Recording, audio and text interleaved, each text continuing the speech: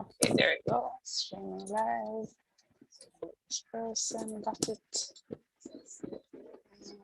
Share screen. Okay.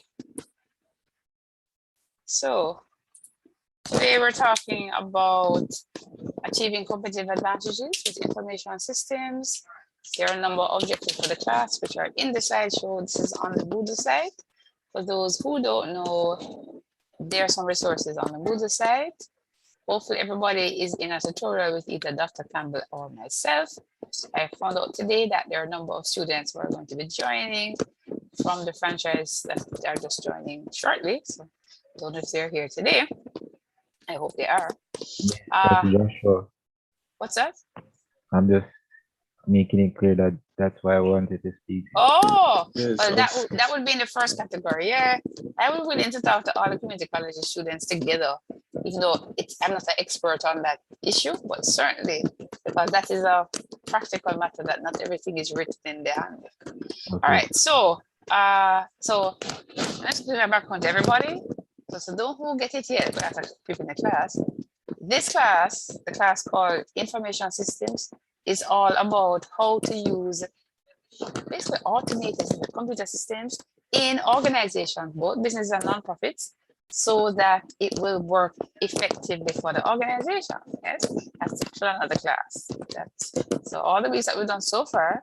So everybody here should know that there's a company in the US called Walmart, and they have made a lot of money because they've essentially done information systems well. Essentially, they've used a number of things, including excellent supply chain management systems in order to improve the way that they're, well, let's say what is here.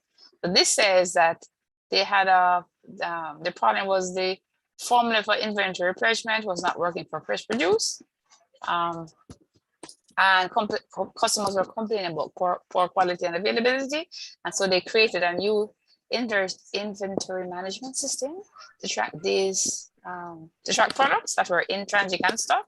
Because think about it, for things that are going to expire, like produce, it's going to be important that your supply chain management system is working with. You know, if you even have frozen food, it needs to be always kept in a frozen refrigerator. So anything that is something that is perishable, there needs to be excellent supply chain management systems. And so they also, when they were doing this, they also used secret shoppers to see if the quality was improving. So they did a number of things to improve the quality. And so information systems like Walmart's continuous inventory replenishment system, it allows lower staffing levels. So we already see one of the disadvantages, so to speak, of information systems. Everybody knows that when you have excellent information systems, generally you need less staffing levels, and that leads to increased profits and efficiency, but it's not a way to have more people employed. My sort of comment to that is why people need to continuously retool in the information age, because essentially the world is changing, and we can certainly see that with COVID. Now, in addition to that, this particular scenario illustrates that you can use digital technology to maintain a competitive advantage. What's not right here is that when Walmart improved their supply chain management system, what actually happened was a lot of the small stores in, especially small towns that were, any small shop that was near to Walmart tended to either lose business significantly or even go out of business. And so unless they were able to have some kind of distinct competitive advantage, it would have been the personal touch, you know, some particular things that people wanted that wasn't in a Walmart. Unless they could find, since Walmart was now having high quality and usually good price, people would say, oh, I can just go to the Walmart for everything, but I go to the shop around the corner. So that's an important reason to use information systems in firms. And then this particular case, which you can read more about, or if that video works, you can watch, it illustrates how difficult it is to sustain competitive advantage, because Walmart is a big firm and they weren't always sustaining it. They have to keep reinventing the technology to keep the competitive advantage. It's not an automatic thing. So how does Walmart stay on top of how could they stay on top? You should know by now, unless you're just joining the class, that the information system has 3 components. So everybody might be focusing on the technology. But a lot of time, and sometimes the technology can be the problem. A lot of time when information systems fail, it can be because the people in the organization or the managers, which could be the managers or the culture, could be the problem. So when you have a situation, you want to look at things like, what is your business strategy? Because there should be an alignment between the information system and the business strategy. You want to think about what kind of staffing levels are appropriate with that information system. Because back to the story here, it's people, people who determine the business strategy.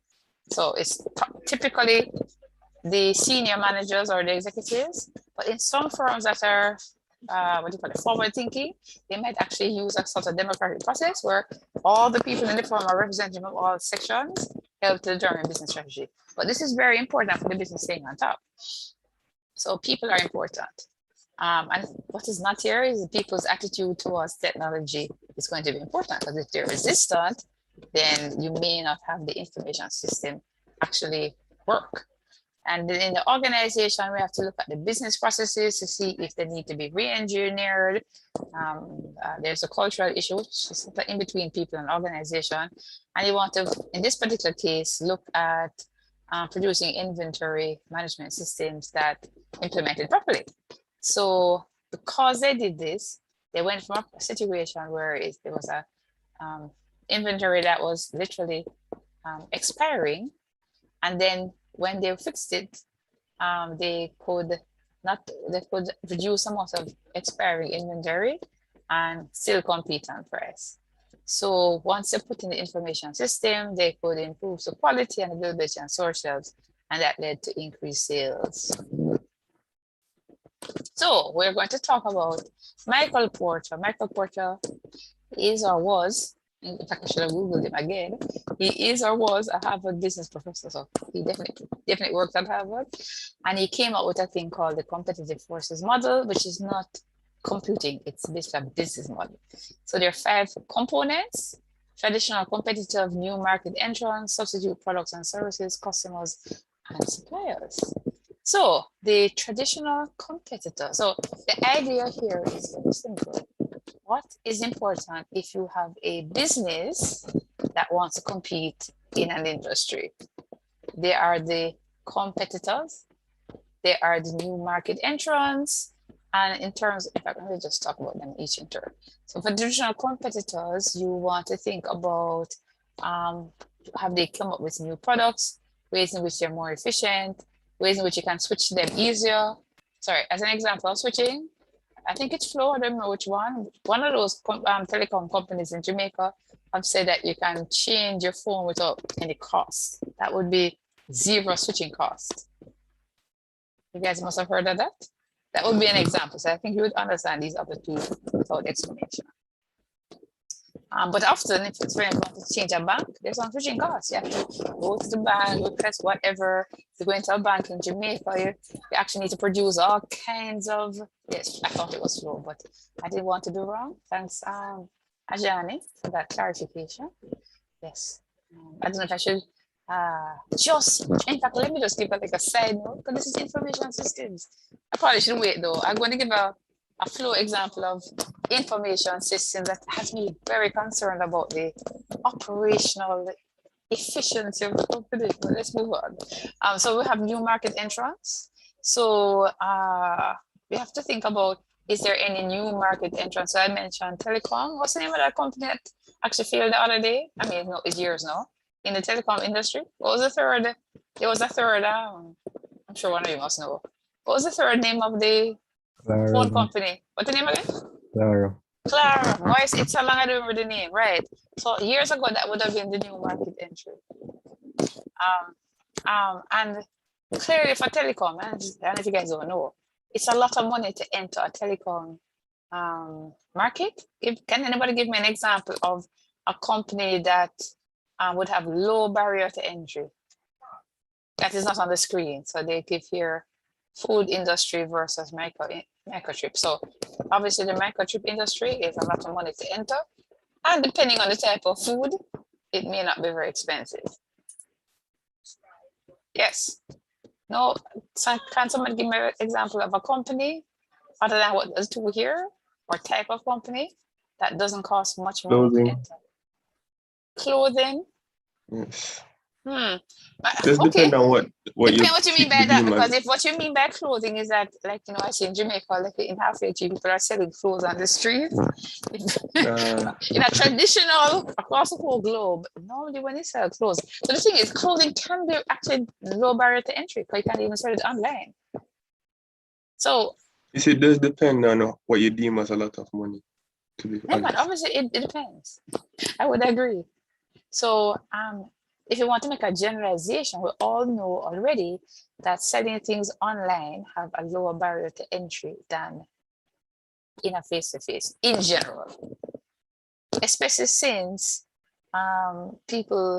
many people, especially in many parts of the world, already have access to the internet. So if you're in a state, you know, if you're literally in a workspace that there was no internet access, then it wouldn't be a low barrier to entry, because that company would have to bring in the internet access themselves. That's not going to be a low barrier to entry. Not true? So maybe in parts of rural Jamaica, selling things online wouldn't be a low barrier because the internet is not reliable, as an example. It's reliable at my house. No, that's another story. That's why I'm at work right now. So new companies have many advantages, like new equipment, young workforce. That's a generalization, that's not always true, but that's sometimes true. So you also have substitute products and services. So I was talking about the phone company or telecom. Can anybody tell me about some substitute substitute things for telecom services? Right now, let's talk about phone calls. What's a substitute? Don't all speak at once. Hello, you guys don't know substitutes for telephone calls, or somebody's in the chat? WhatsApp, like obviously WhatsApp, SMS, which is called text, or most people just call it text. And you know, like the free one, it's called talking face to face. I mean, you know, literally can go to somewhere and live in COVID, that's not a good idea. Somebody has another example. Yeah, exactly, FaceTime message, right? Right. So, and so for music, but you know, this is obviously a slide that was made up like decades ago called CDs. It's actually funny. I am so old that I was around when they had records. Anyway, the point is, streaming internet is a substitute for buying music, or you can essentially stream. And then you have customers. So you want to think about the customers. Can the customers easily switch to other competitors' products? And do people know what's happening in the marketplace? Like literally, I was in Portland the other day. Well, looking for a place, a guest home to stay, as it turned out, as close to the Knutsford Express bus as possible. And I found out, I was Googling from only half an hour away on the internet, and I could only find two places, apparently a Rastaman, maybe it's three, but two that looked okay based on what I could find. A Rastaman that was on Airbnb, and I somehow couldn't get Airbnb to work for me. I don't know, it was not a while, it's a long story. But then I finally found a lady online with some reviews, found her phone number, and I called her. But when I got on the taxi to go, the reason I'm bringing the story is I thought that her price was too much. I found out in the same area there are two other guest homes, and I don't know why the people don't have nothing online ever. And one of the men don't even have a phone number. The point is, the reason why that lady will get even for more money and her place is not the best is because at least she's transparent in the marketplace. I can't believe in 2021 people have nice place renting out and not have their information anywhere online. So depending on how if people don't have their products and services readily available, then you're going to be able to keep the customers that you have. And then suppliers, if you have more suppliers, then you're not you're not dependent on the one who may be charging you more than you want, or they have a problem. Like for the goods and services you're buying from them, you obviously want more spreads that not have a problem. So this is basically the Porter's five forces model, and so the firm has its competitors, and then we have the suppliers, customers, subsidiary products, and new market entrants. So the basic idea is that you want to use information system strategy to deal with the five competitive forces there.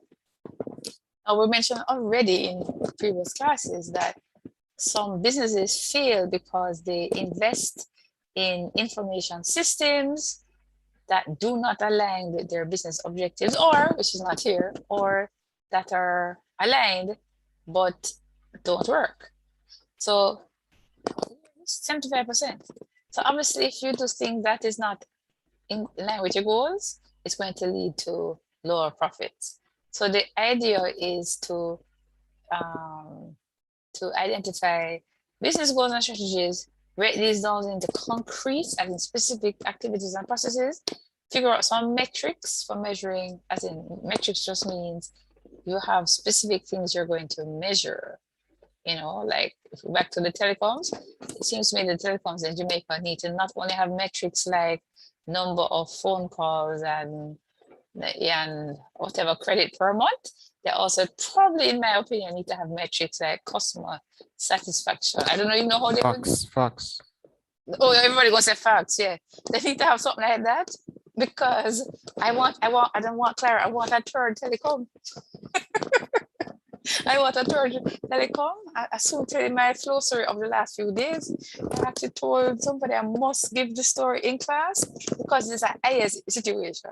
Literally cannot believe how Flow has currently organized a particular part of their it's actually an operational system. So they should determine how IT can achieve business goals and measure actual performance. In fact, let's just do it right here. Let's go back to this. You see here? So we have traditional competitors, new market entrants, substitutes. So let's take telecoms in Jamaica. Right now we only have Digital and Flow. There are currently no new market entrants. We definitely know that there's substitute products and services. And then the customers, I'm not sure, I would have to go into some research. I'm not sure right now how much people are willing to switch, but I see on social media, and I probably you guys see on social media too, that people aren't happy with both companies to different degrees. I tend to see people complain about the internet access issues with Flow. But I see other things too, but it tends to be less. And I'm not sure, I'm not in either of those companies to know exactly what issues they have with suppliers, but I can give you a story right now. So I'm having, as you know, to teach in lockdown. So I have FIS on Monday during lockdown. So prepaid prices. I'm not sure. Keshni, what are the prepaid prices? Can you explain? All right, so for all the persons who are not postpaid are those that you have to pay a certain amount of money. Yeah. But how does that relate to what I was? Service. You have to, like, the expense is kind of expensive for a lot of people. The prepaid services. Yeah. So that's one major issue that they have. Yeah, that is an issue, but that's actually for both companies. And what I find interesting about that's why I'm not going to go there today, is it's really about even within those telecom companies, there are substitutes, you know. So I think each customer has the choice to go postpaid, because if you want my opinion, I haven't done the analysis to be sure. It's not an informed opinion. So this is also a casual, non-informed opinion. It seems to me that both companies that are in that industry use a similar strategy, and the customers need to be the ones to intelligently look to see what is the best thing to maximize their service quality over there. And a lot of Jamaican customers don't seem to do that to me. So, but yes, remember it's only two, so you need to figure out what works best for you. That would be but I want to go to this now. So guess what? I need to teach a class. So I'm having problems using the Wi-Fi of, let's call it my landlord. And so I go on behalf of the landlord, because a relative of mine, to Flow. I was out of town and I paid somebody, I didn't know what I wanted, paid somebody to go about it as well. Long and the short is on Saturday, I went with this relative and only one person was ahead of me. When about 20 minutes later, I was finally seen, I was told that this is after 4 attempts. There is no there's no Wi-Fi extender. This is after I was told I must go to this and anyway, so I went. I didn't know that you could buy them on the road. I went right away, buy one. The flow man comes. Guess what? The man comes and says, not only can he won't supply.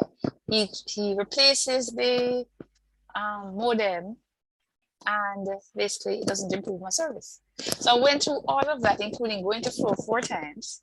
And when they go, they don't give you a customer number. There's no way for you to give a complaint.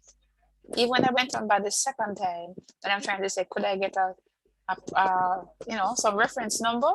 And as there's nothing. It's just basically there's nothing for you to. In fact, what's the most amazing part was when the first day I went to Flow on this matter, I looked on the website. All the stores are franchises, not the company. There's just a main office. So when I went and said to them, oh, they don't have it, just go to the main office. I said, are they open today? And they don't know. Okay, give me the number, please. Oh, that's not the same company, they don't know. So I go to Google, search, I see an 800 number. It's a US number. I'm going to call US. This is the company. So not only don't know why they actually have a problem, that they need to help customers stick with them, and they don't have any Wi-Fi extenders for no weeks, based on what I've heard. They seem to not care that I could substitute, because actually where I live, there's actually no digital. The whole thing is just unbelievable. I just don't understand how these companies are thinking about this. Now, I know there's one problem enough, and one of the problems that these companies are actually having is that extending the internet service is actually expensive. So that is part of the challenge. But of the parts that work, I don't understand why they haven't figured it out. So this whole section, yes, Mr. Pinnock? Ajani, go ahead. Yes, Miss. I was going to mention the whole aspect about when you had mentioned that to improve on their internet service would be expensive. I was going to explain to you the reason that they don't do improve in some areas is because there is no real profitability in doing so. For example, let's say that you have Westmoreland, right?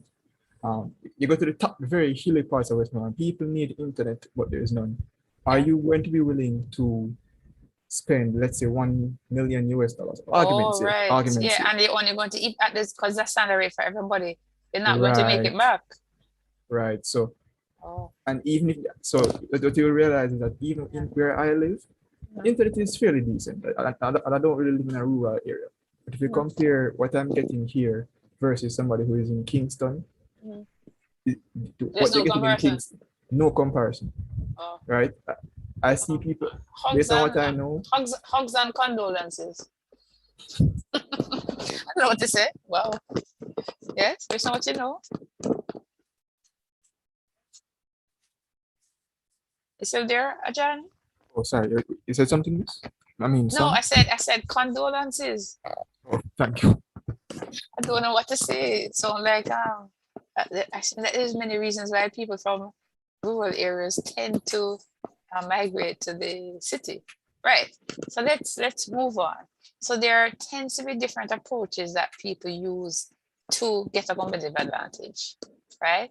So there are low-cost leadership, product differentiation, and market niche. Those particular approaches are not information systems. Those are the three basic ways that businesses compete in the industry if they don't have a monopoly, right?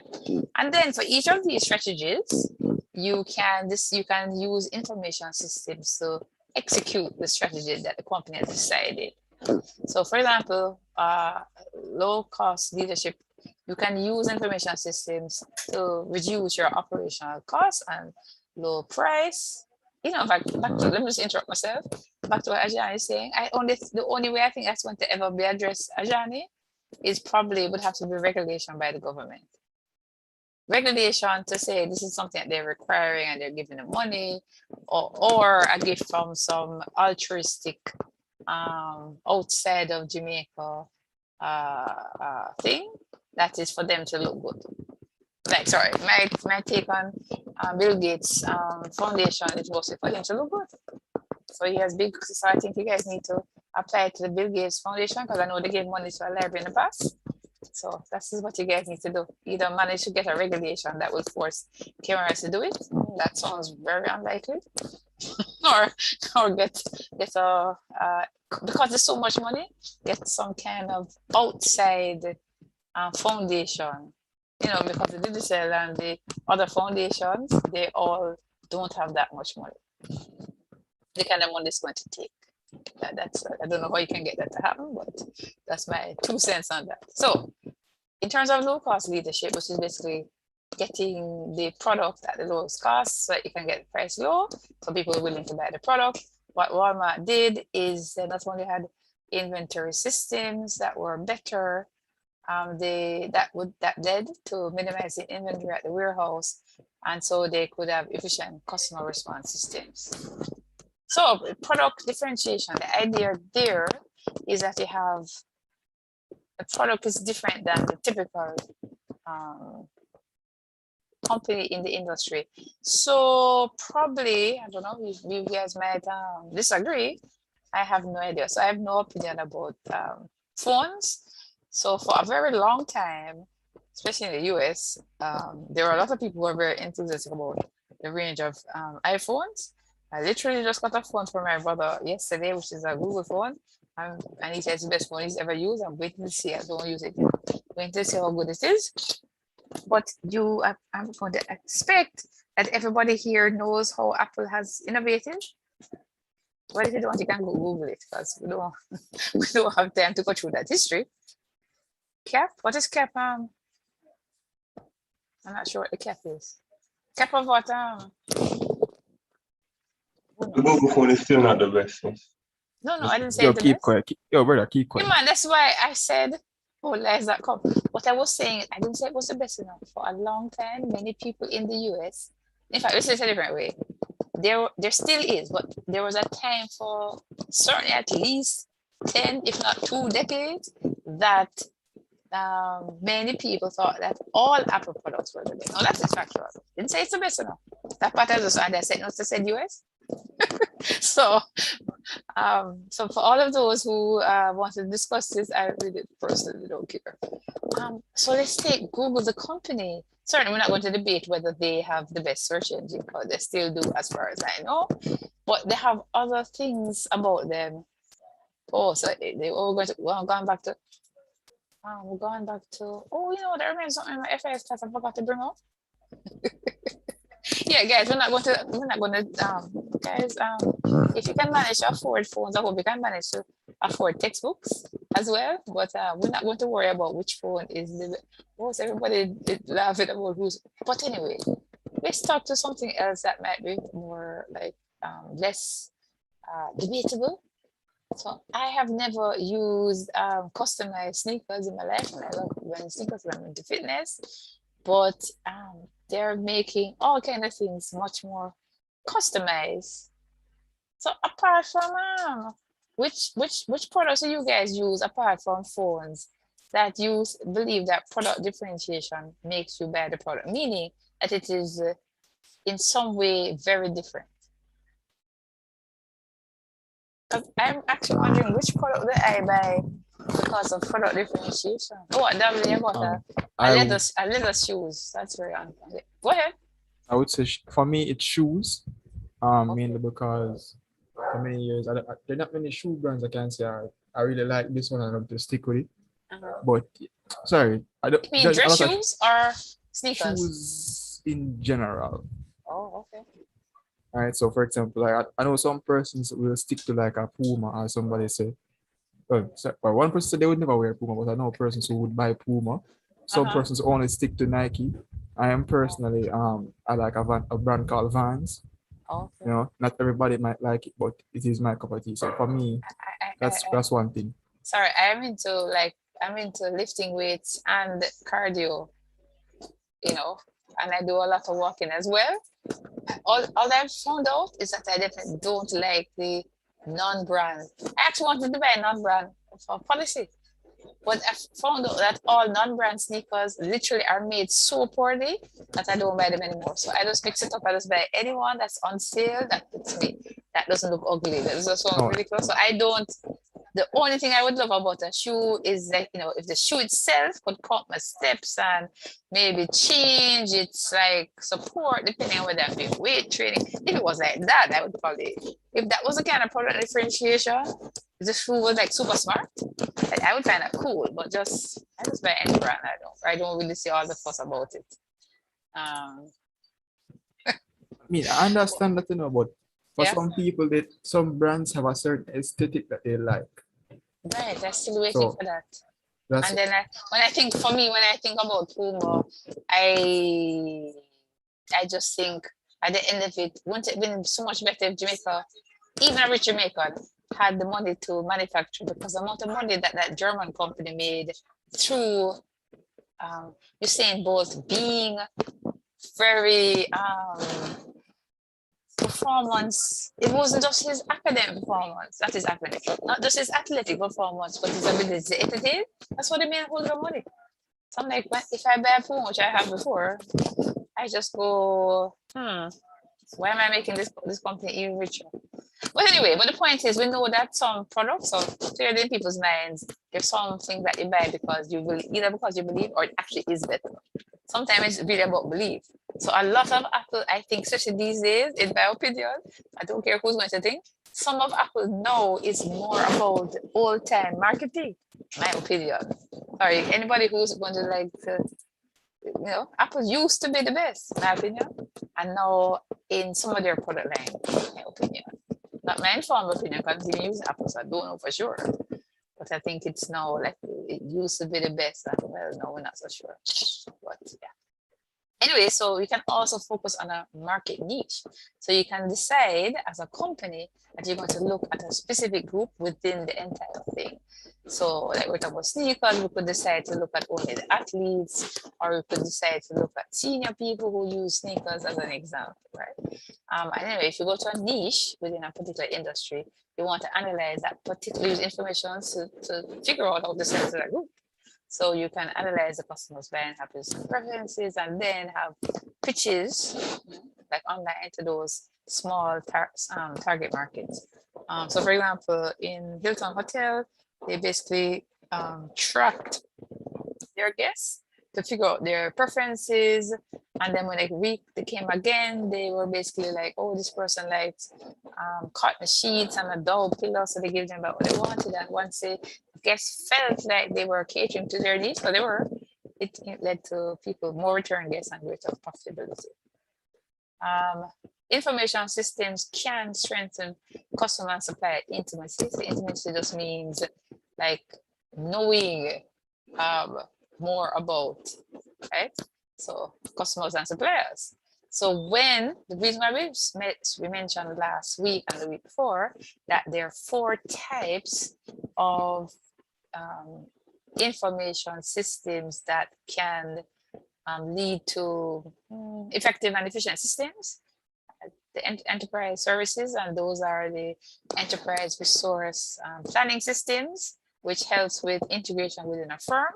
We talked about the supply chain management, which helps automate the transfer of goods between suppliers and the company and all the way to the customer. We talked about the customer relationship management, which is a computer system that helps to essentially monitor the relationship with the customer. And then there is the knowledge management system, which basically codifies knowledge so that people in the business can have access to important information at any time. We talked about all those 4 systems over the last 2 weeks. And in the first class, we talked about transaction processing systems, management information systems, decision support systems, and executive support systems. All what we're talking about, you have been missing class, are things that you need to go back and find out what those things are all about. But so the reason I just brought up the CRM and the SCM, as in customer relationship management and supplier supplier, what is it? Is it supply chain management? It's because those software are the ones that lead to intimacy. That's the name of the type, you know. So there are different companies like SAP that sell those kind of products. So, for example, Toyota uses information systems to get their suppliers so that their production schedules will be on target. Amazon uses customer relationship management systems to basically customize what people see when they log on. So when you log on, because if you've never done a purchase, but you've gone on before, they will see what you've looked at. If you don't go and search, they will tend to be showing you, once they've tracked your thing with a cookie, they will show you what you products like what you have seen before. If you have bought, soon after, based on my experience, right soon after you buy, they send back an email to you saying, you've bought this, other people who bought this, you know, and they also show you that online. And the only way they can do that is to literally look at patterns. So they keep a lot of data and then see what are the tendencies between what users do. And that's all about a really excellent customer relationship. And since I'm somebody who tends to not like when people do that to me in every other context, only Amazon so far, I've ever not found it to be annoying. Like when I see ads on Google or other places, I'm annoyed, on Facebook.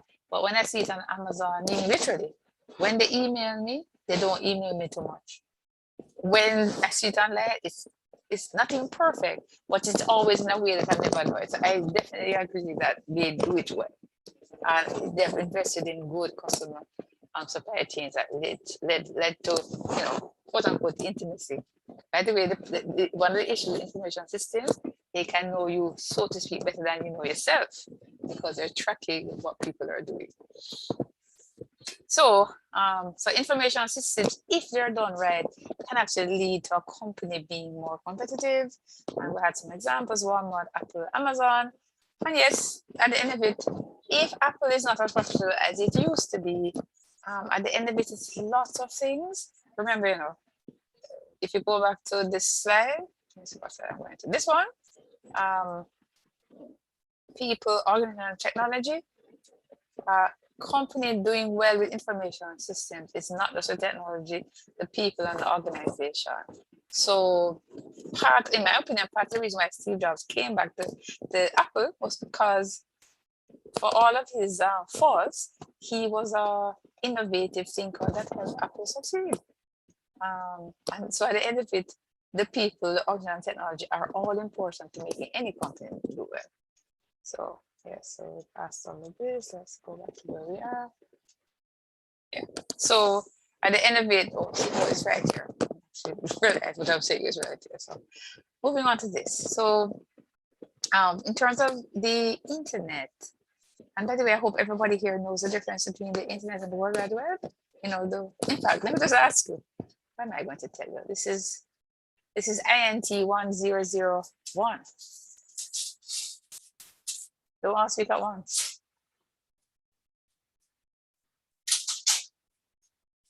Hold on. It is live. Wait, the class can't type or tell me the difference between the web and the internet? Guys, this is like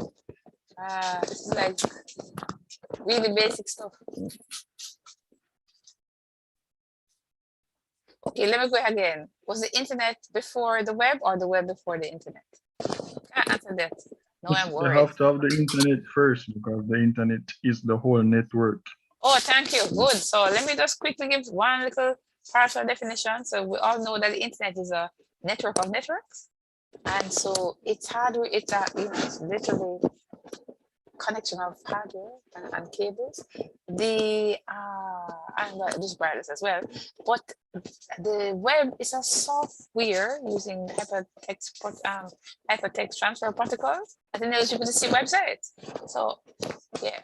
So I don't know why across the world people don't know the difference. I can understand why they use it interchangeably, but they're not the same. Now, the fact that we have the internet has led to new products and services, right? We wouldn't have Like for example, well, in fact, let's go to social media. We would not have social media, which is a business, without the internet. Is anybody gonna disagree? So there are a lot of products that would not exist without the internet. We would not have all these companies that are selling, not just Amazon, a lot of things that people are doing individually without the internet. So because of the internet, there's a lot of social products that never existed before. For some things, there's low barriers to entry. There is the possibility of customers and suppliers having much more power than they used to. So customers, that's why I say in Jamaica, we're not smart enough. We collectively need to get up and find a way to tell everybody that let's figure out how to get Flow and Digicel to change their pricing. I don't think we're using that. We're not using that very well at all, in my opinion. But the point is, if customers collude, they can actually change the balance of products. And similar, if suppliers get together, they can. So it actually happens to some degree. Because, for example, let's give you one practical example. Customer reviews actually change how people buy things. So you can now find out you want to buy whichever phone, as in a smartphone. That's all, that's price enough thing. You can go online and see about the expert reviews and the customer reviews, and so that makes it more likely that you're going to buy something what you need. Whereas before, maybe you would have to, if you're going to buy something like that, you'd only be relying on the company that's selling it. Now you have all this information that changes how people buy, literally. And the internet transforms some industries, so some have either gone completely online or partly online. Just had a physician visit a while ago, and I was just annoyed because for many reasons, but the most annoying part was the man did not examine me. We just had a conversation and he gave me a referral. I was like, I waited a whole long time just for him to give me a referral. The doctor said, did I talk to the doctor? I'm like, yes. And she said, but that's why televisits are the way of the future. Yeah, but then I could have had a televisit with him. So I was just annoyed. But the point is, there's no problem with it being transformed, but they didn't give me a choice when I went there to have a televisit, which I would have had, would have wasted less time. But the point is, certainly in COVID, so there's so many ways we all know that the fact that the internet exists can transform industries.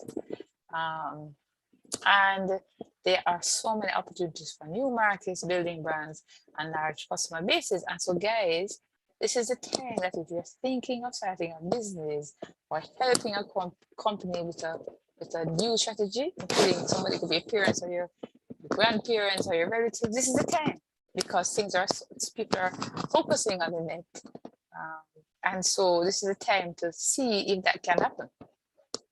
So there is another way to think about competitive advantage. That's through the value chain model. The value chain model has 4 components: primary activities, support activities. There's also benchmarking and best practicing. Here's a value chain model.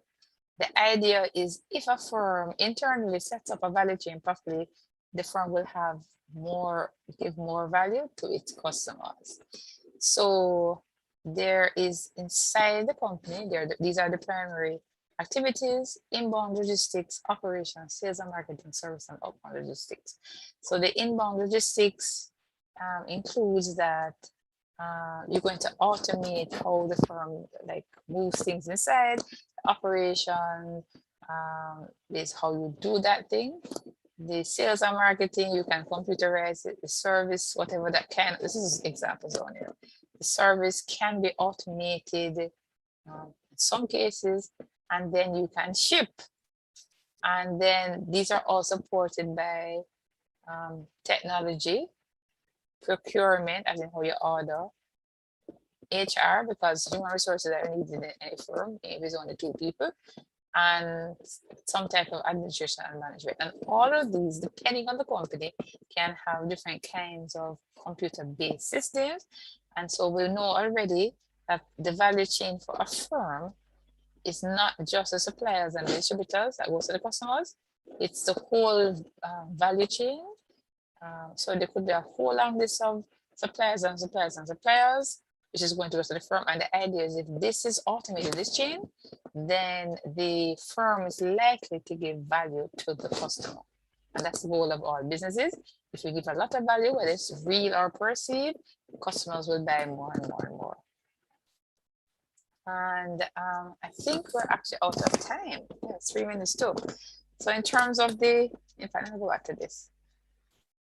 So this is a little bit challenging. So I definitely should spend some time in your tutorial looking at this at length. There's also the idea of the value chain. So the value chain is about, well, value chain is really about having, how can you use this across the web? So you want to interact with other firms to basically produce a product collectively. So for example, you have an industry and they have strategic alliances with the suppliers, with other indirect suppliers, with other partners, so that the customers are going to be happy all through the web. And so if you set up information systems where you're going to have synergies between different firms, so that outputs of either your firm or other firms can be used as inputs. Firms can pool markets and expertise.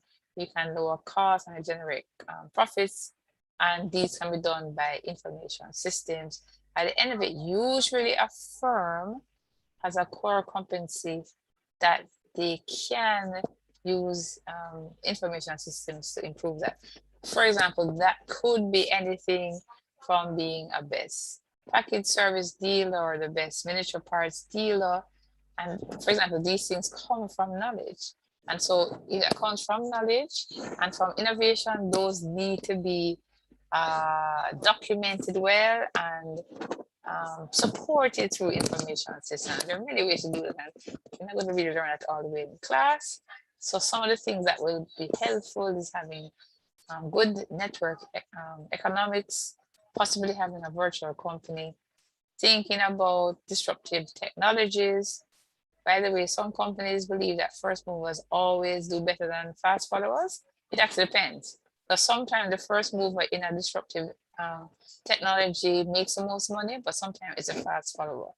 But no matter what, in this age, if people do not continue to innovate, they tend to actually either make less profit or they go bankrupt, literally. And so given what's happening with the internet and globalization, people have to like think about how can you set up a firm so it is going to scale their economies wherever in the world it makes the most sense, so you can reduce costs, so you can have high utilization rates, fixed capital costs, low cost of production per unit of production, so you can go speed to market. So this is Apple's iPhone global supply chain. And there's some thing that you can think about in terms of competing on a global scale. And we are out of time, and I want to be have time to get into this today. So I'm going to stop.